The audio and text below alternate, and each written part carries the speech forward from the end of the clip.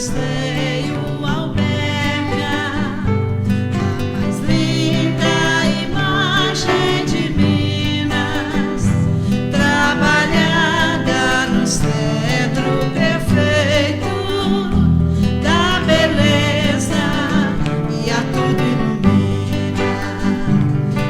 Jesus, tua terra te adora, és a força da fé que sustenta a mais linda oração já feita por teus filhos que tu iluminas.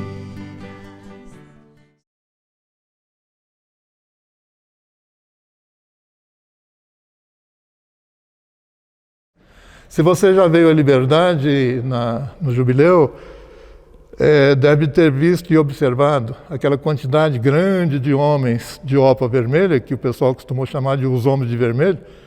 Esses homens de vermelho, eles passam o dia 14 aqui, zelando pela Irmandade, cuidando da imagem, cuidando do santuário. É uma obrigação de estatuto. A Irmandade do Bom Jesus, infelizmente, nesse ano que aqui nós estamos, ano de pandemia, que causou todo esse transtorno no mundo inteiro, a gente tem uma pequena tristeza de não poder comemorar, mas esse ano a Irmandade completa 150 anos, dia 30 de outubro. Por que essa data? Aqui, Juiz de Fora pertencia à Diocese de Mariana. Então, o Bispo de Mariana, ele que criou, autorizou a criação, deu o decreto criando a Irmandade do Bom Jesus, lá de Mariana, em 1870. Já no estatuto dele, no primeiro estatuto do Bispo de Mariana, já constava que a obrigação da Irmandade era zelar pela imagem do Bom Jesus. E isso até hoje se faz. Essa Irmandade, ela ficou parada há muito tempo, adormecida, muitos anos. Foi revigorada em 1971, no ano em que se reformulou a igreja toda, foi ampliada e já era um santuário. E quando foi em 71, ela oficializou-se como o santuário diocesano, e sempre com a presença da Irmandade. E até hoje, até agora, a Irmandade tem esse cuidado. Ela, adormecida, foi reavivada nessa fase, nessa época aí de 70, 71 em diante. Tem hoje cerca de 125 irmãos, dos quais uns 40 já são muito idosos no movimento. A movimentação fica em torno de 80. Todo dia 14 de todos os meses do ano, a missa às 19 horas é celebrada em honra ao Bom Jesus, com a presença da Irmandade. É muito comum a gente ter 80 homens nessa missa, que é o número que preenche todos os bancos do corpo da igreja. Quem pode entrar para a Irmandade? O cristão, o católico de boa fama, que se diz na linguagem normal, é aquele que é um católico praticante, que tenha mais de 16 anos.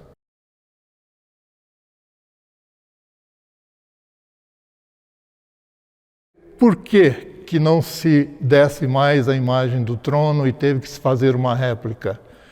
Porque o bispo de então, ele se preocupou, alertado pelo pároco da época, que já faleceu, de que a imagem corria o risco de desgastar. Porque para tirá-la do trono era um trabalho muito pesado e era feito por cima do altar. Havia realmente risco. Mas todo ano, para todo jubileu, a imagem descia e era colocada no andouro, no centro da igreja, onde ficava todo o período da festa. Como é que era feita essa descida? Os irmãos da Irmandade cuidavam de descê-la, cumprindo o seu estatuto. Agora, tem uma história curiosa, que ela durou até o Concílio Antigo, depois foi modificado. No dia de descer a imagem, fechava-se a igreja, mulher não entrava. Parece um certo machismo, mas não dá para explicar por que acontecia isso. As mulheres não podiam entrar, a igreja fechada. Eles desciam a imagem e a limpavam todinha com algodão, passando algodão molhado no corpo da imagem todinho, para tirar alguma poeira que por acaso tivesse. Esse algodão molhado, ele ia para o jarro de água, junto com a água da lavação, e as mulheres ficavam fazendo fila na porta da igreja para esperar o momento de terminar. Então o irmão levava o jarro com a água para distribuir nas garrafinhas delas. Muita gente trazia garrafa, outros já traziam 1 litro mesmo. E o pessoal tinha fé. Realmente eles tinham fé nessa água. E a levavam para casa como se fosse uma água santa, uma água benta, usavam para beber. E tentavam quantidade suficiente para passar o ano inteiro e esperar o ano seguinte.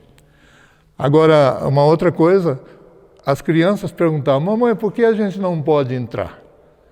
Havia uma história, porque não pode ver a imagem nua, ela fica sem roupa. Fica realmente sem roupa. Tirava todo. Só que ela, a própria escultura, a própria imagem já tem a sua toalha esculpida na cintura, basta observar. Quando alguém vier aqui, os de Liberdade sabem disso, é só observar que por baixo daquela toalha branca, que está ali apenas como um enfeite, já existe muito bem talhada uma toalha da própria madeira. Então não era por isso. Era um costume sem razão nenhuma, que acabou. Quando a chegada do padre Elias Salé, hoje Monsenhor Elias, ele mudou tudo. Vamos abrir a igreja e deixar o povo todo entrar. No ano seguinte lotou a igreja. No dia da descida da imagem, a igreja ficou lotada, banda de música tocando, hino nacional, enchendo o ambiente, coral cantando, o povo chorando. A partir daí veio esse costume, até quando o bispo decidiu não deixar mais que a imagem fosse tirada do seu trono.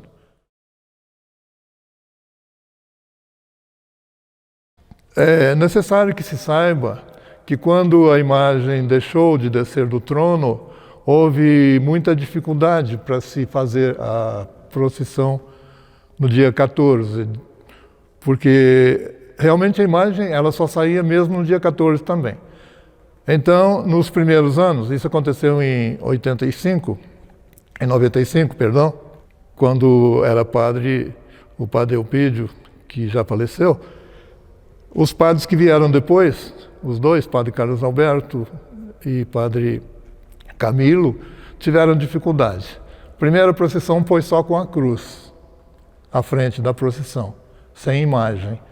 E o interessante, o povo acompanhou como se tivesse a imagem. Por aí a gente vê que a emoção do povo vem de dentro, não é do ambiente exterior. No segundo ano, tiveram a ideia de usar uma imagenzinha que existe lá na Vargem da Imagem, chamada Bom Jesus dos Aflitos, que não parece em nada com a nossa, mas parece um pouco com a de Bom Jesus do Livramento, lá de Bananal, São Paulo. Foi usada essa imagenzinha, mas ela era muito pequena e não ficava bem. Uma procissão com tanta gente andando pela rua e uma imagenzinha pequena atrás acompanhando. Um grupo de pessoas da cidade, católicos, praticantes, eles tiveram a ideia de mandar fazer uma réplica e fizeram. Foi uma tentativa do artesão, seu Benedito Carvalho, lá de Nazareno, entre Lavras e São João del Rei. Ele fez a imagem com muito cuidado, a imagem réplica. Ele esteve aqui em Liberdade, tirou todas as medidas, até da unha do pé da imagem original, todas possíveis, do queixo, de tudo. E num determinado dia, esses fiéis, esses amigos da igreja, chegaram aqui: padre, viemos trazer um presente. Venha lá no carro. Estava lá a imagem, deram de presente para a igreja, que depois cuidou de pintar, de fazer a pintura e terminar o que precisava. Essa imagem fica lá na Vargem da Imagem, e ela, no primeiro domingo de setembro, abrindo o jubileu, ela é trazida em carreata e fica aqui na igreja, no seu cantinho próprio ali, esperando o dia da procissão. Então ela é que hoje é conduzida pelos fiéis, no ombro dos fiéis, sempre com a presença da Irmandade junto, cuidando, ajudando, e no dia 14.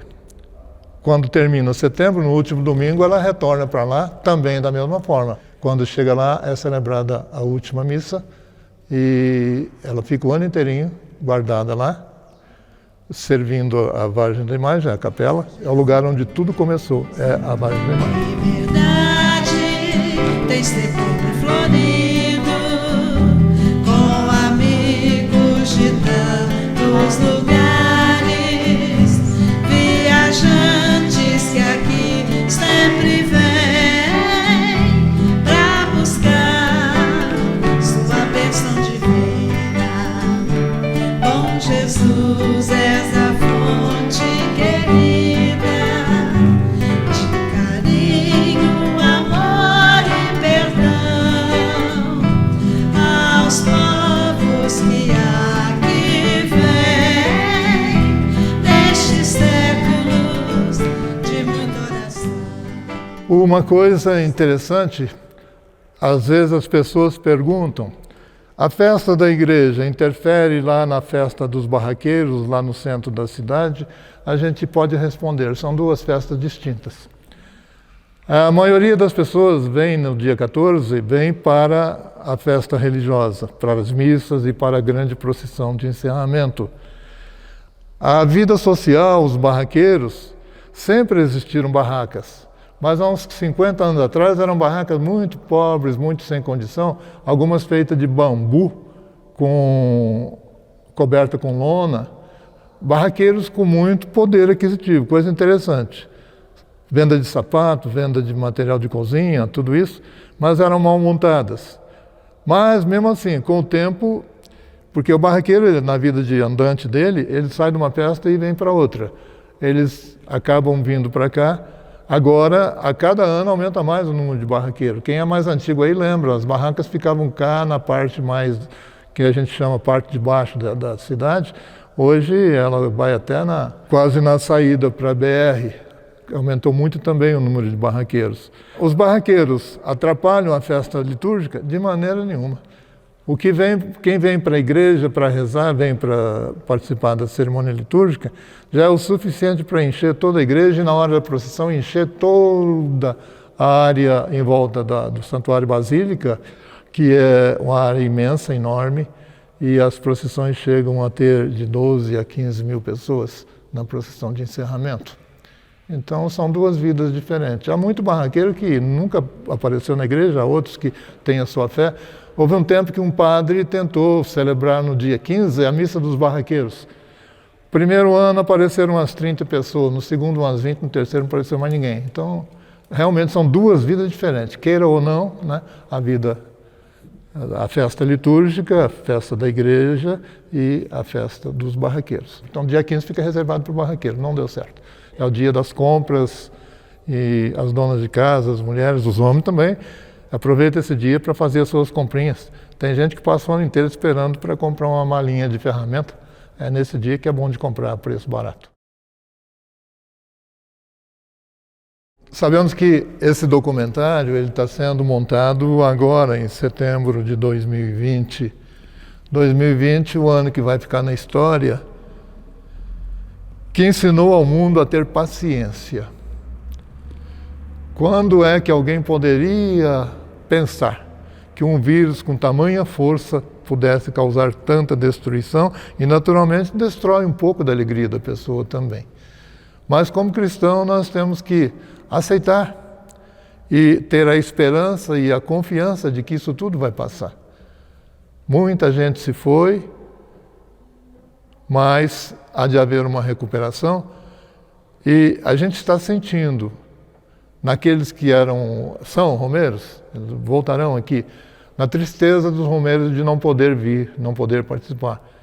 Tristeza nossa também, que somos romeiros, nós da cidade. Romeiro é aquele que está a caminho, junto com Jesus, seja onde for. Nós da cidade também somos romeiros, estamos caminhando. Só que caminhando até na porta da igreja. Aí não tem jeito de entrar. Temos que voltar para a nossa casa e fazer aquilo que o Papa aconselhou, que os bispos aconselham, que os padres aconselham. Faça a sua celebração, faça a sua festa. Festa é alegria. Então reze com alegria em casa, com a sua família. Participe dos atos litúrgicos pela internet, pelos meios de comunicação, pela rádio. É a única maneira que a gente tem de continuar sendo uma igreja viva, porque pode-se correr o risco com esse sofrimento todo, a pessoa ir entrando num estado de marasmo, de entrega, de desânimo. Isso faz muito mal, não só para a alma, mas para o corpo também. Vamos ter então um corpo são, numa mente sã, que pensa, ninguém teve culpa disso. Ninguém no mundo teve culpa. Então, vamos entregar a Deus a nossa vida e continuar fiel, esperando que isso passe. No começo a gente dizia assim, logo vai passar. Não é verdade, não passou logo, mas vai passar um dia.